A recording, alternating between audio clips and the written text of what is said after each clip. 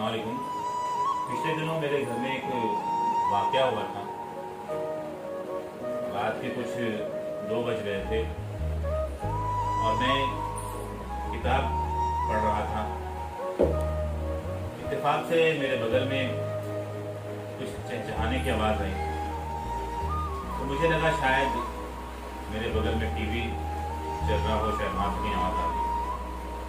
लेकिन जब वो आवाज़ लगातार आती रही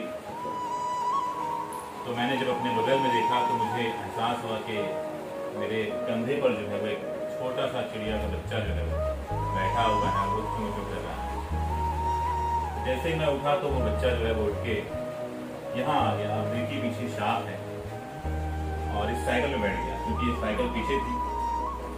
तो उसे लगा शायद मेरे बच्चे यहाँ हैं। वो अपने बच्चों की तलाश में था जो कि खो चुके थे। जब मैंने ये वाक़या देखा, ज़ाहिर सी बात है, तो मुझे मेरे जहन में कुछ आया, एक ख्याल घूमा परिंदों के बारे में, और मुझे बचपन की कुछ यादें ताज़ा हो गई। तो मैंने उन्हीं यादों को इस नज़म में पेश किया है। नज़्म का उन्वान है परिंदे क्यों नहीं आते।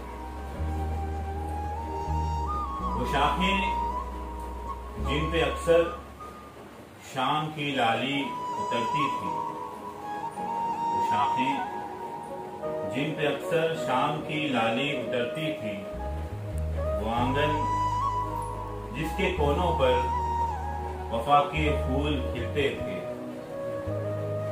वो मिट्टी के कटोरे जिनमें पानी की कतारें रक्स करती थी, कच्चे शामियाने जिसके चारों ओर हवाएं नाचती रहती, वो बेमतलब के टूटे रास्ते कि जिसके गिर्द यादों की ख्यालों की कोई जुगनू चमकता था।